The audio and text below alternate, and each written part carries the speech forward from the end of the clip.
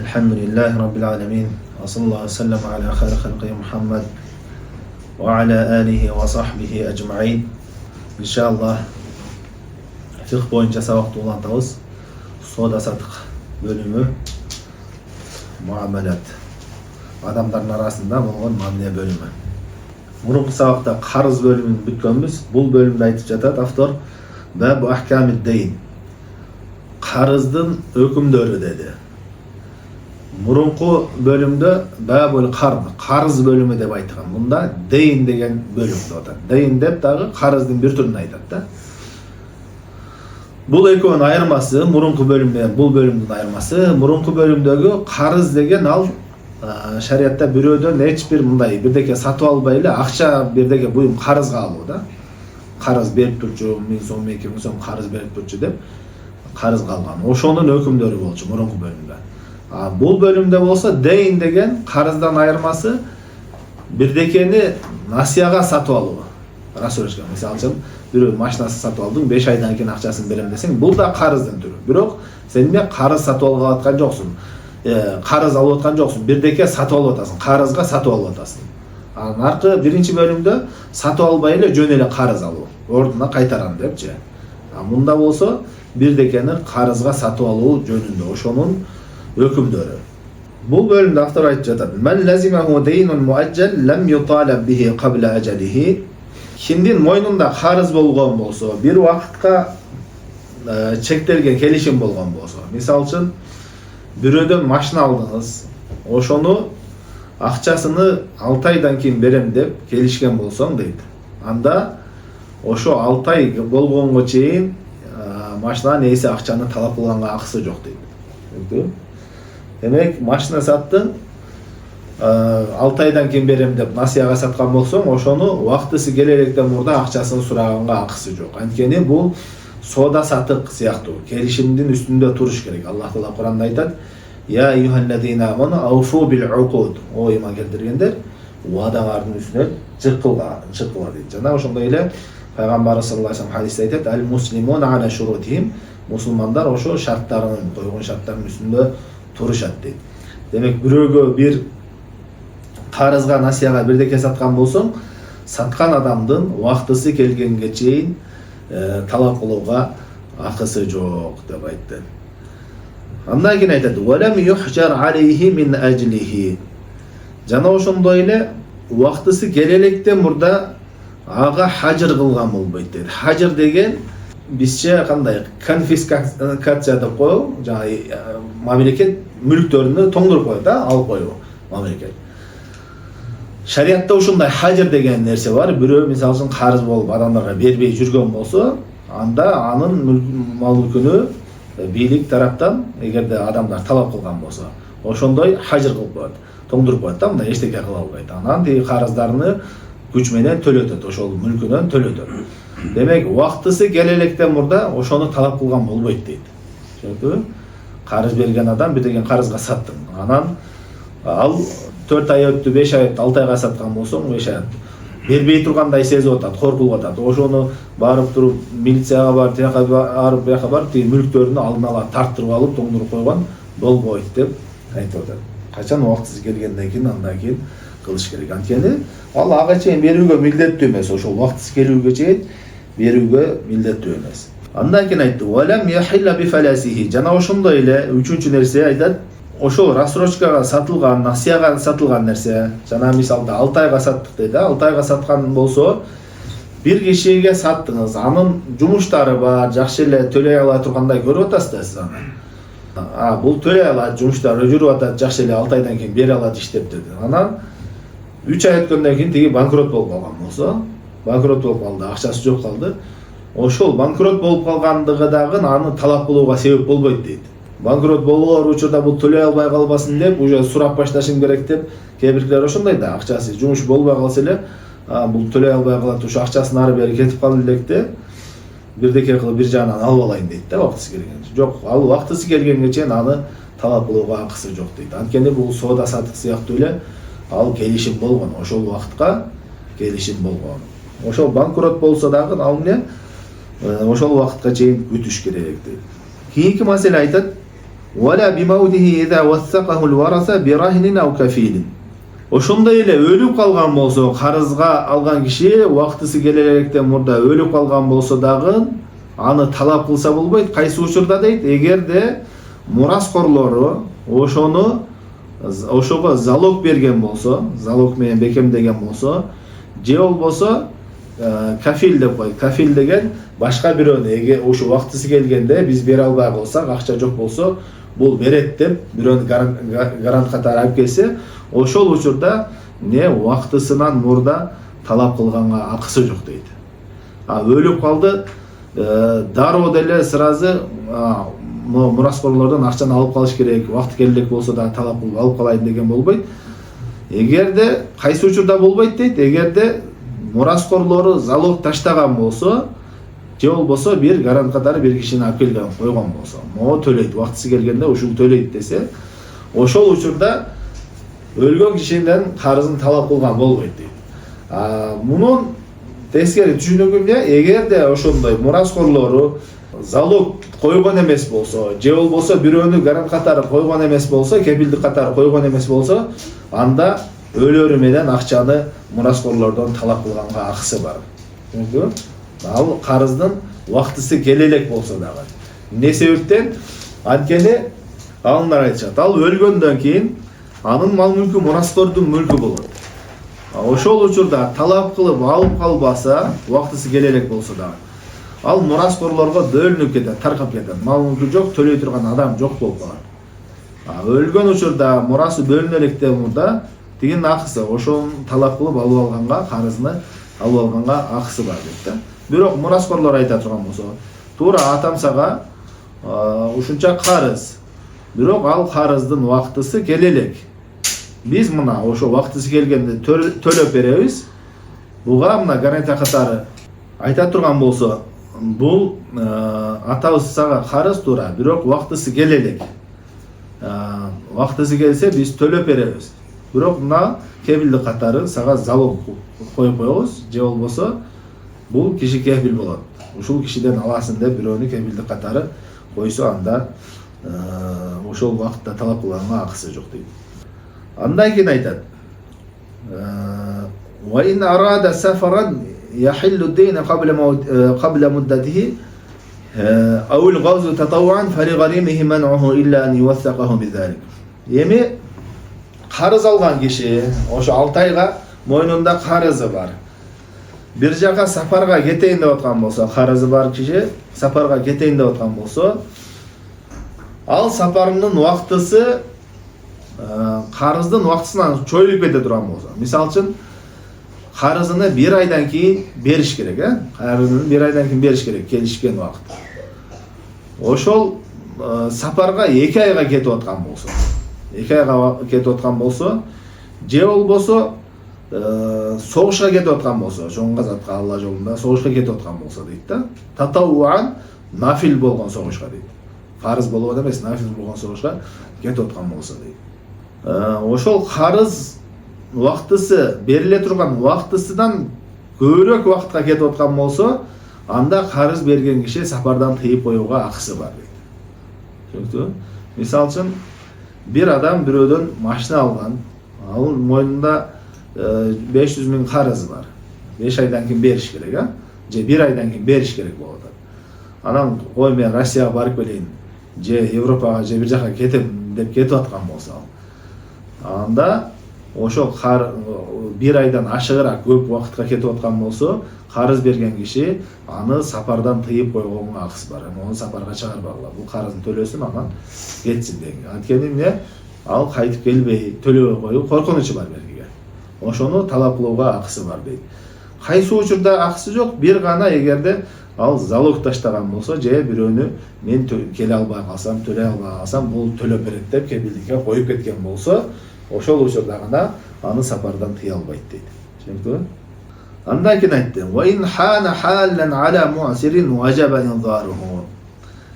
Эми бирөөгө карыз берген болсо, бир адам карыз болгон болсо, ошол убактысы келген учурда Ага кыйынчылык келип акчасы жок төлөй албай калса, бир кандайдыр болуп кыйналып бар эмес, жок болуп калган болсо, анда карыз берген адам үчүн аны күтүү важип болот дейт. Кээ биркилер бар да кыйнап эле, чындап эле жок ал, бергенге мүмкүнчүлүгү жок болуп калды да, ошол үчүн ал берем деп аракетин кылып бүт жасады, бирок кандайдыр бир себептер менен бере албай калды, жок болуп калган болсо, анда берген киши аны күтүүгө милдеттүү болот. Аллах Таала Куранда айтат: "Фаин кана ду усрати фаназирату иля майсара." Эгерде бир кыйналып калган адамга болсо, карыз анда ошо жеңилдиги болгонго чейин, акчасы болгонго чейин күткүлө дейт да. Демек, ошол күтүү, аны кыйнабастан күтүү бул важип болот. Бирок бул жерде карызды тиги адам жөн эле мүмкүнчүлүгү бар болсо дагы бул күтүүгө милдеттүү, мен азыр бере албайм деп алдаганы ал күнөөкөр болот, андай алдасачы. Чындап эле эгерде ошондой кыйынчылык болуп бере албай калган болсо, ошол учурда күтүү важип болот. Кийинки маселе айтат: "Ва инда алиясар хуллифа ва хуллия сабилуху." Эгерде айтып атат, тиги акча берер кез келгенде мен азыр мүмкүнчүлүгүм жок болуп калды, бере албай калдым деп айтып аткан болсо дейт да. Негизи акчасы бар эле, ошол акчам жок болуп калды десе, анда соттун алдына барганда, бул шарият өкүмү менен ушундай чечилет. Соттун алдына, казынын алдыга барганда эмне кылат? Негизи ошо акчасы жок болуп калганга шариятта эки нерсе бар да, далил бар, күбө деп коет, шахид. Анан халиф деп коет, касам ичүү.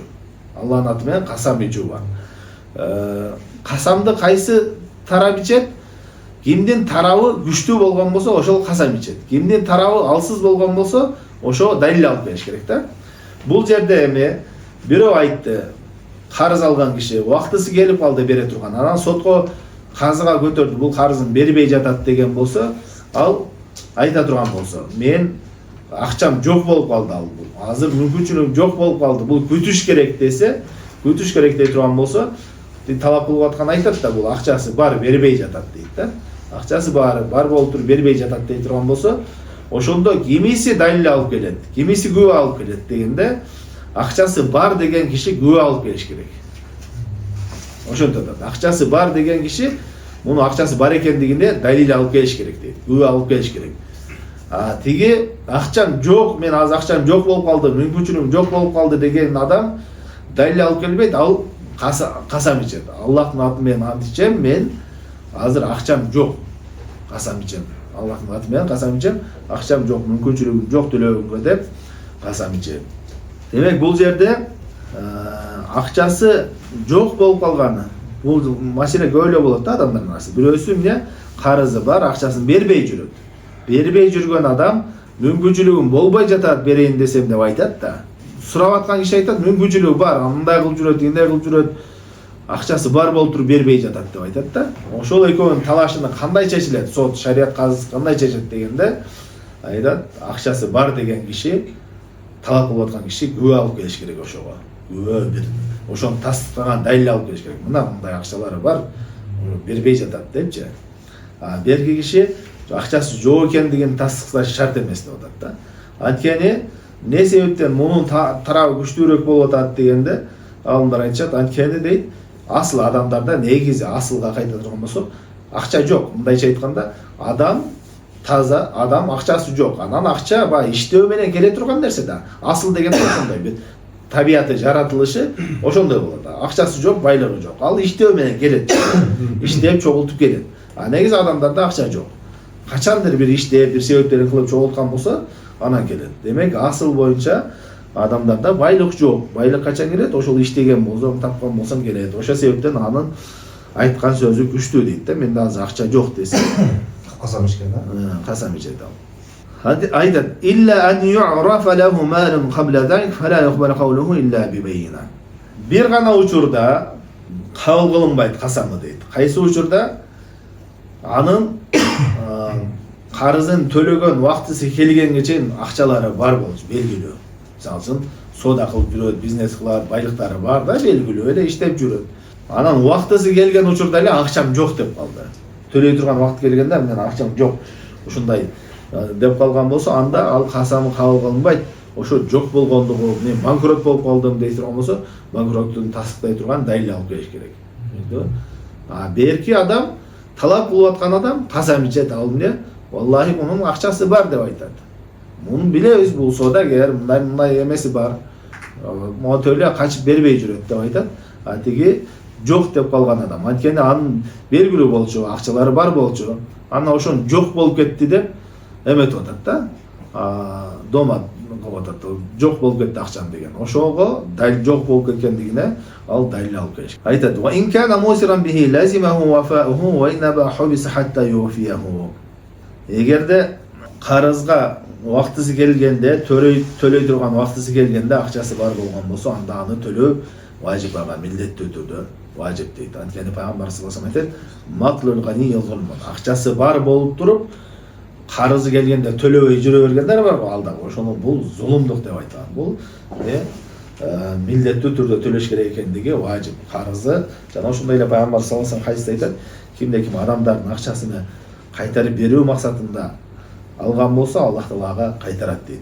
Кимде-ким аны жок кылуу максатында алган болсо, Аллах Таала аны жок кылат" деген хадисте келген. Ошон үчүн убактысы келгенде төлөш керек дейт. Эми бирөө акчасы бар болуп туруп төлөбөй жүргөн болсо, эгерде төлөбөй жүргөн болсо, акчасы болсо, анда ал камалат, камаш керек шарият боюнча, ал камалыш керек качандыр карызыны төлөгөнгө чейин дейт. Айтат: "Фа ин кана малуху ла яфи бидейнихи куллуху, фасала гурамауху ал-хакима al-hajra alayhi lazimahу ijabatuhum." Эми калган бирөөдөн бир нече карызы бар. Бир нече адамдан карызы бар. Мисалы үчүн 3-4 адамдан карызы бар болгон болсо, анан ал карызын төлөбөй жүрөт. Анын бар акчасы жанагылардын баарына жетпейт да. Баарына жетпей турган болсо, анда ошол талап кылуу, карыз берген адамдар, акыларын талап кылган адамдар казыдан талап кылса, мунун мал мүлкүнү тоңдур, конфискация алып тоңдуруп коет дей турган болсо, анда ошону аткарууга милдеттүү дейт сот. Неге? Ал бар мал мүлкүнү дагы иштетип салышы мүмкүн жанагы. Буларга карызга төлөгөнгө акчасы калбай калат. Мисалы үчүн бирөөнүн 100 000 карызы болгон болсо, 4 адамдан 100 000 карызы болгон болсо, анда 80 000 акчасы бар болгон болсо, ошону тоңдуруп коет деп талап кылышса, анда милдеттүү түрдө аны казы тоңдуруш керек. Анткени ал ошондо иштетип беркилердин акысын жеп атат. Эгерде карызы 100 000 болгон болсо, анда 150 000 акчасы бар болгон болсо, төлөп аткан, анда хажыр кылбайт, анда тоңдурбайт. Анткени иштетип аткан акчасы жанагы карыздын деңгээлине жете элек да. Ал 50 000 иштеткенге акысы бар да. Карызга бере турган акчадан бир гана камалып милдеттүү түрдө жанагы төлөтүп берет, бирок акчаларын жанагындай тоңдуруп койбойт. Айтат: "Фа иза хажара алейхи лам яджуз тасарруфу фи малихи." Эми ошо малын тоңдуруп койгондон кийин аны мал мүлкүндө эч кандай аны иштеткен болбойт. Бирөөгө береке берсе болбойт, бирөөгө сатып берсе болбойт. Мисалы үчүн мамлекет сот тарабынан аны тоңдуруп койду, мал мүлкүн иштеткенге болбойт деп тоңдуруп койду, карыздарына төлөтүнөт депчи. Бул бияктан туруп эле башка бирөөлөргө мүлкүн сатып берген, белек кылып койгон, башка кылган болбойт ошо тоңдурулган мал мүлкүнө. Андан кийин айтат: "Валам юқбал иқраруху алейхи." Эми бирөөнүн мал мүлкүнө тоңдуруп койду, карызы бар болгон үчүнчү.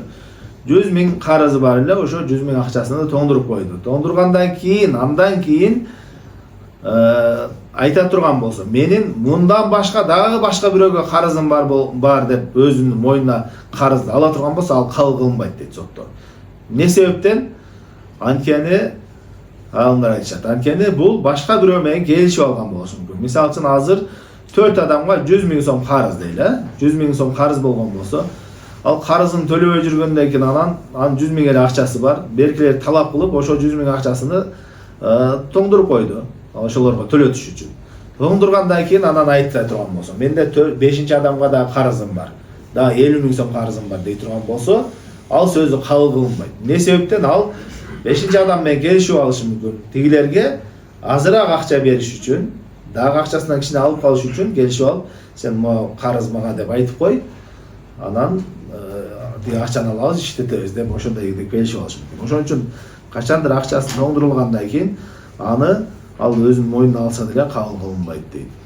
Ва ятавалла ал-хакиму када дейнихи. Эми ошол акчаны тоңдургандан кийин карыздарын ээлерине кайтарыш керек да. Аны ким кайтарат дейт? Ошол сот, казы кайтарат дейт. Хаким деп коет, казы ошол сот кайтарып бөлүп берет. Кимдерге? Карыз ээлерине, акча ээлерине кайтарып берет дейт. Эми ошо карызды кайтарганда эки түрдүү болот. Мисалы үчүн өзүнөн болушу мүмкүн. Алган карыз, бирөөдөн мисалы үчүн будай алган болсоң, или эркектер будай арпа мисал алат да. Анда будайы бар болгон болсо, ошо будайдан кайтарылат. Мисалы үчүн 1 тонна будай алган болсо карызга, анан төлөй турган жана мал мүлкүнү тоңдурган мал мүлкүнүн ичинде будай бар болгон болсо, будай кайтарат. Андай жок болгон болсо, анда эмне экинчи жолу ошо алган нерсесиндей буюм жок болгон болсо, аны сатат дагы, анан акчасынан төлөп берилет. Кийинки маселе, эми ушул жерде сот карызды сот төлөйт деп атпайбы, тигидин акчасын сот бөлүштүрүп берет деп атат. Эми ошо сот кантип бөлүштүрүш керек, кимден башташ керек дегенде айтат. Wa yabda'u biman lahu arshu jinayatin min raqiqihi fayadfa'u ila al-majni 'alayhi aqall al-amrayn min arshiha aw qimati al-jari. Эң биринчи баштай турган эме бул эгерде анын кулу бар болгон болсо, илгерки заман кулдар болгон да. Кулу бар болгон болсо, ошо кулу бирөөгө зыян келтирип койгон болсо, мисалы үчүн бирөөнүн колун сындырып койду, же бирөөнү өлтүрүп койду, бирөөгө зыян келтирип койду. Ал зыян келтиргенди төлөп бериш керек да. Кулу зыян келтирсе төлөп бериш керек. Ошондой карыз болуп аткан болсо, ошодон баштайт дейт. Эң биринчи ошондон баштайт. Мисалы үчүн кулу бирөөнүн манжасын сындырып койгон дейли да. Манжасын сындырганга шариатта бир ченемдүү өлчөмдө акча төлөнөт да. Иштебей турган койсо, же болсо бирөөнү өлтүрүп койду, анын кулун төлөп бериш керек да. Ошондой боло турган болсо, анда биринчи ошодон баштайт дейт. Не себептен андан баштайт дегенде, ал шариатта кул дагы мал мүлк болуп эсептелинет. Ал өзү дагы башка бирөөгө бөлүнүп кетиш керек, сатылып бөлүнүп кетиши мүмкүн да. Ошон үчүн ал эмне? Ал карыз ошо кулдун мойнунда байланыштуу болгон үчүн именно ошондон баштайт. Эми ага кандай төлөйт дегенде, эң биринчи карайт, жанагы штрафы, төлөй турган штрафынын акчасы көбүрөкпү же кулдун баасы көбүрөкпү? Кимиси азыраак болсо ошону төлөйт. Мисалы үчүн штраф 100 000 боло турган болсо, 100 000 төлөш керек болсо. Кулдун баасы 80 000 болсо, кулдун өзүнө эле берет. 20 000ге менус болот да. Түшүнүктүбү? Биринчи ошондон баштайт. Эгерде штрафы 80 000 болуп, кул 100 000 боло турган болсо, анда ага 80 000 төлөнөт да, кул калат буякта. Түшүнүктүбү? Биринчи ошондон башталат. Кимден башталат? Карыз ээлеринен эң биринчи бирөөгө штрафы бар болгон болсо, жана кулу бир штраф кылган болсо, ошондон баштайт дейт. Андан кийин айтат: "Сумма лиман лаху рахун файадфa'u ilayhi aqall amrayn min daynihi aw saman rahnihi."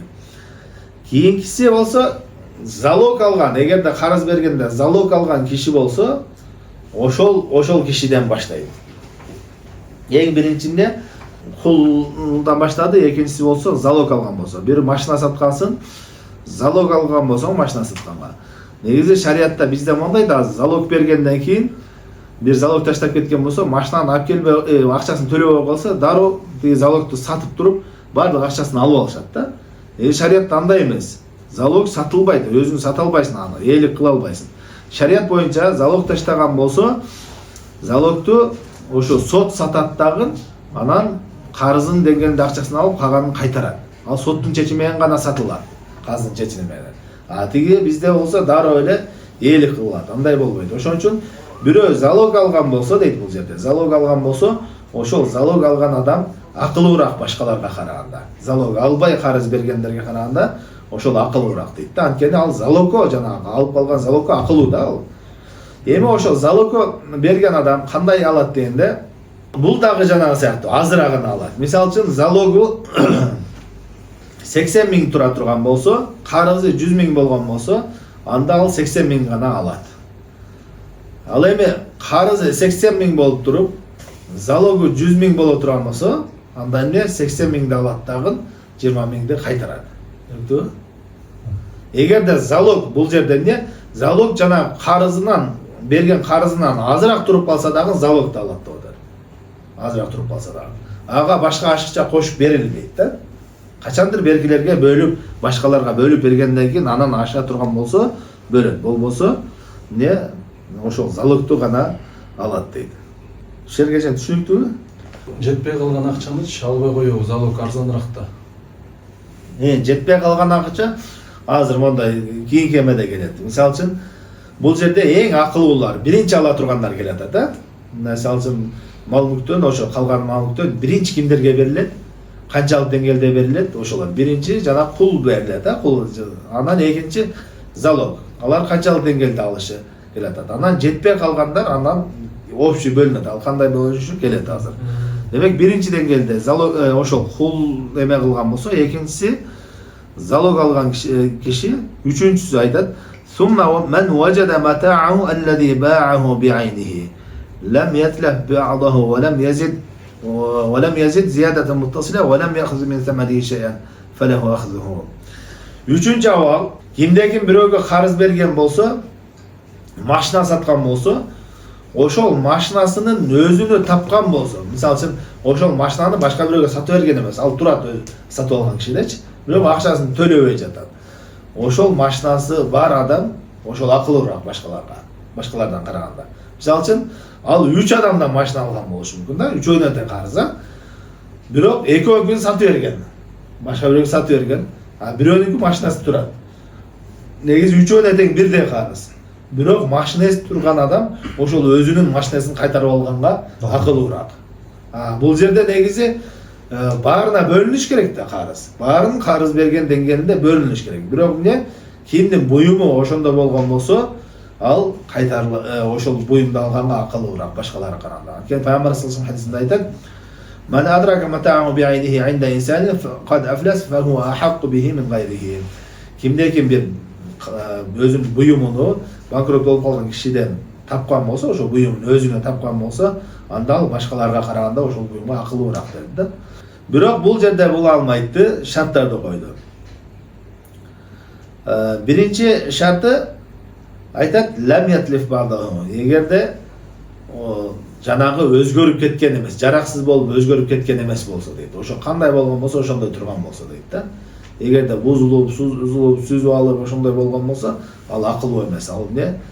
Жалпы эле беркилерге шериктеш болот деп айтат. Бул маселеге алымдардын арасында талаштуу маселе, бирок Аллах алам бир нече табииндерден ушундай фатва келген. Эгерде ал өзгөрүп кеткен болсо, ал акылуу эмес деп айтышкан да.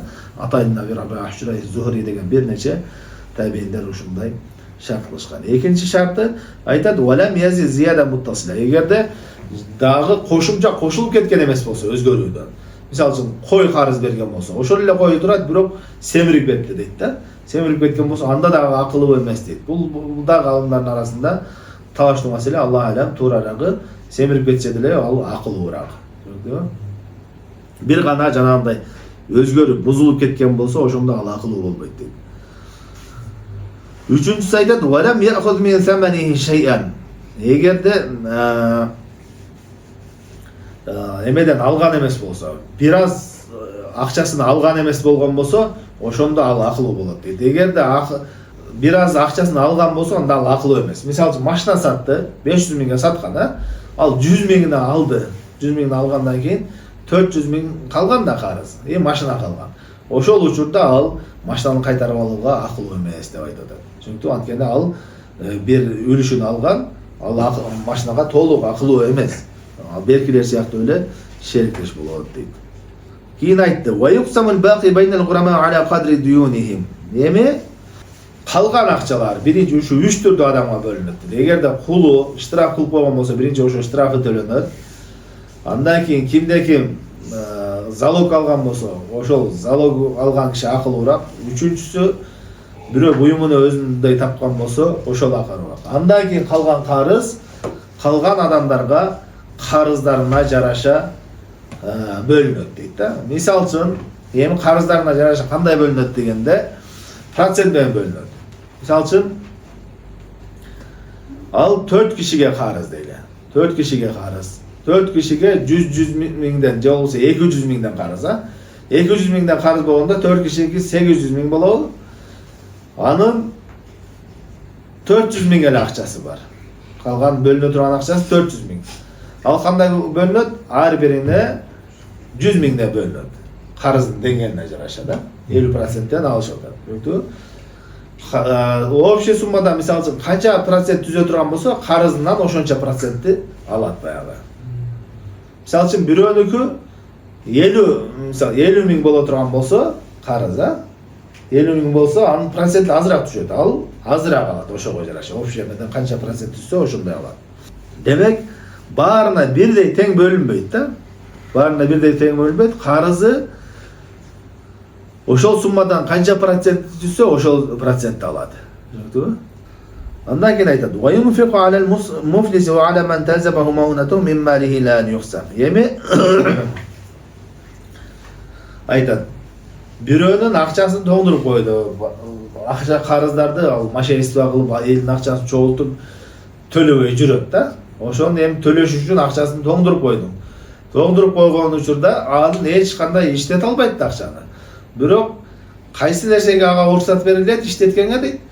Өзүнө жана ага милдет болгон, жана багууга милдет болгон адамдарга чейин жумшаган ошо жашоосуна өтө турган деңгээлде берилет дейт ошол акчадан. Пока бөлүнгөнгө чейин. Мисалы үчүн акчасын тоңдуруп койгондон кийин сот болуп, процесс жүрүп, бир нече убакыт өтүшү мүмкүн да турушуп. Ошол учурда ага эчтеке берилбей койбойт. Жашоосу эмне? Күнүмдүк тамак ашы, бала чакасын ошо жашоосу өтө турган деңгээлде ага акча берилип турат дейт. Түшүнүктүбү?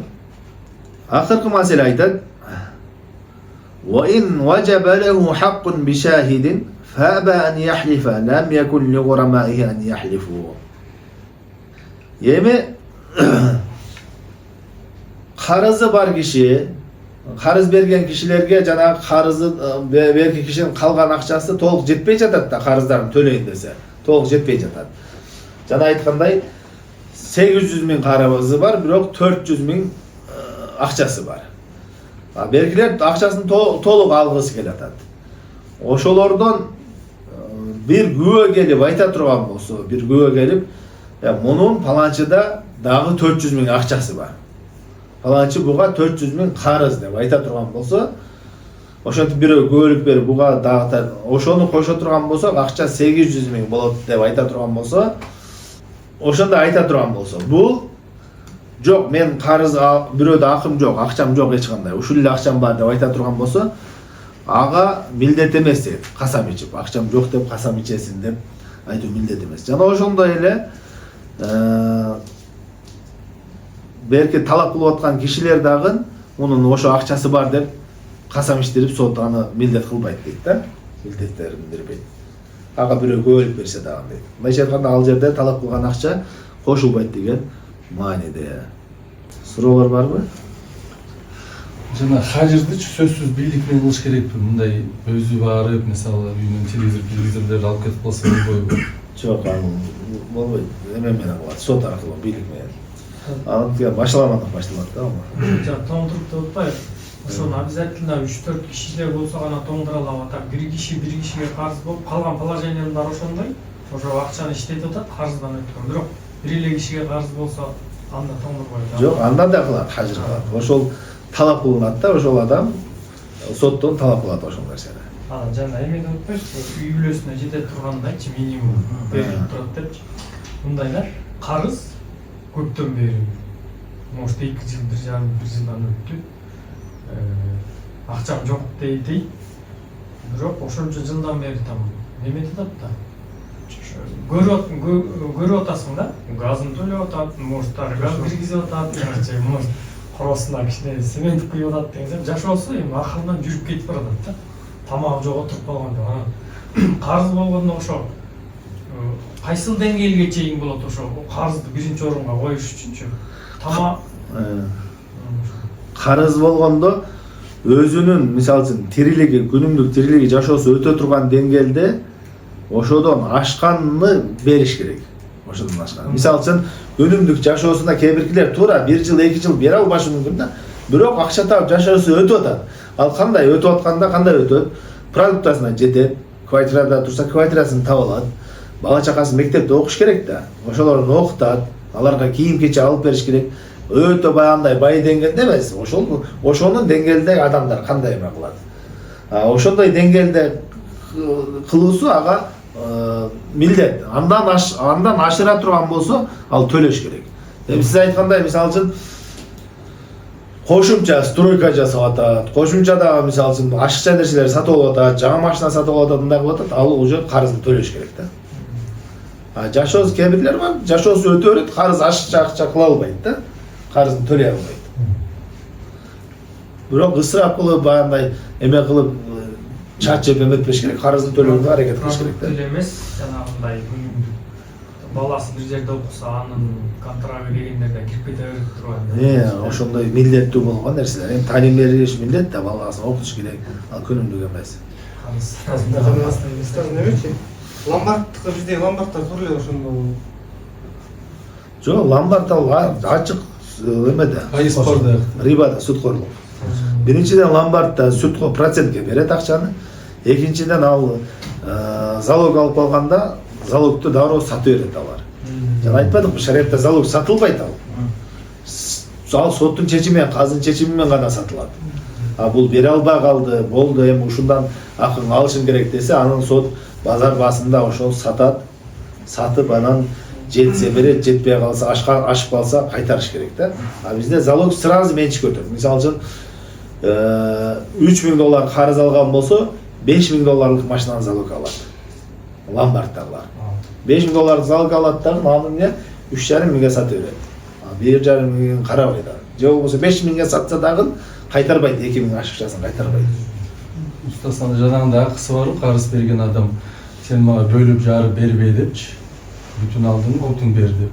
Ушунда көп болот да мисалы. Ошондой болуп турат. Сен бөлүп жарып бергенге кудуреттиң жетип атат, байкап атасың да, $100 бере аласың. Сразу шири $3000 бере албайсың. Ушунда кантип чечилет? Жок, ал акысы бар төлөгөнгө. Мисалы үчүн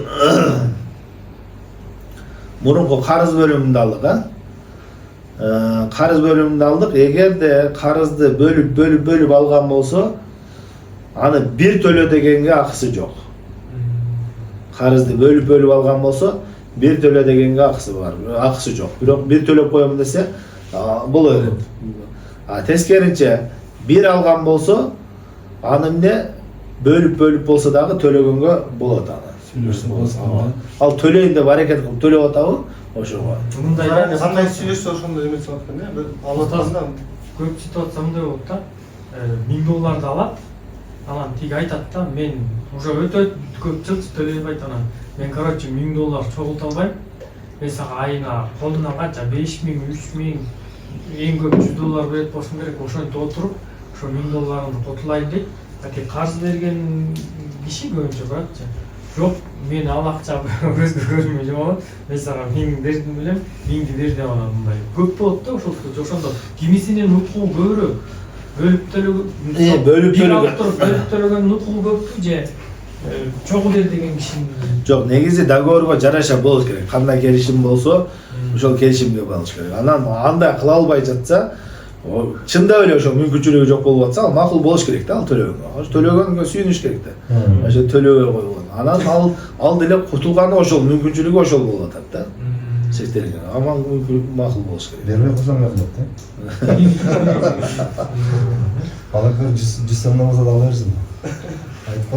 Кебиркилер бар го жанагы эмедей карызын бербейт, анан карыз доласа да 10 миң, сенден башкалар да бар. 10 миң берсең сага дагы биринчи очередке коюп коём деген. Менде бир случай болгондо эме Исмаиловго. Бир жылда карызды берген жок да, бербей жүрүп анан кийин айдалып атат. Азыр менде 7 миң бар. 10 миң карызда 7 миң бар, 7 миңди берем, бирок 10 миңди кечесиң депчи. Болот андай. Ал сулх деп мурунку бөлүмдөрдө өттүк окшойт анда өткөнбүз. Эгерде бирөөнүн карызы бар, бере албай жатат да. Бере албай жаткан болсо, 10 миң сиз айткан 10 миң карыз болгон болсо, аны бере албай жатып туруп, могу 7 миң бар.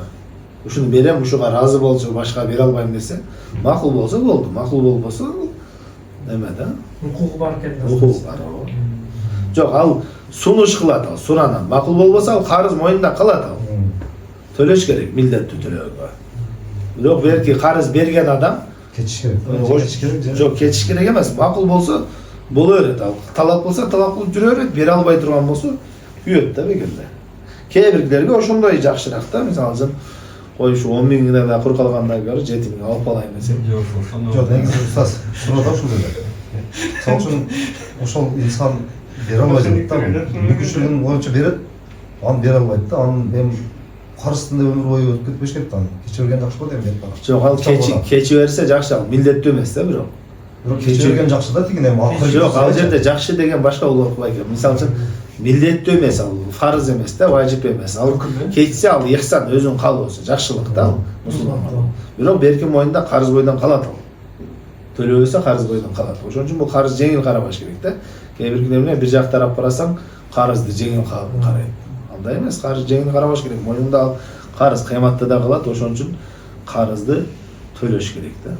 Устаз, ошондо бирөө карыз алып, бере албай атканын көрүп туруп, өзүң ошоңго айтып, мага мен кечтим, мен ыраазымын, мага бербей эле койсоң болот. Өзүң керегиңе жаратып ал десе болобу? Беркин боюнда калып кетпей карыз болобу? Ооба, болду, ал садака болду. Садака Жакшы. жакшы. Жакшы нерсе да. Алхамдулилlah, саллаллаху алейхи ва саллям ала хайр халқи Мухаммад ва ала алейхи ва сахбиhi.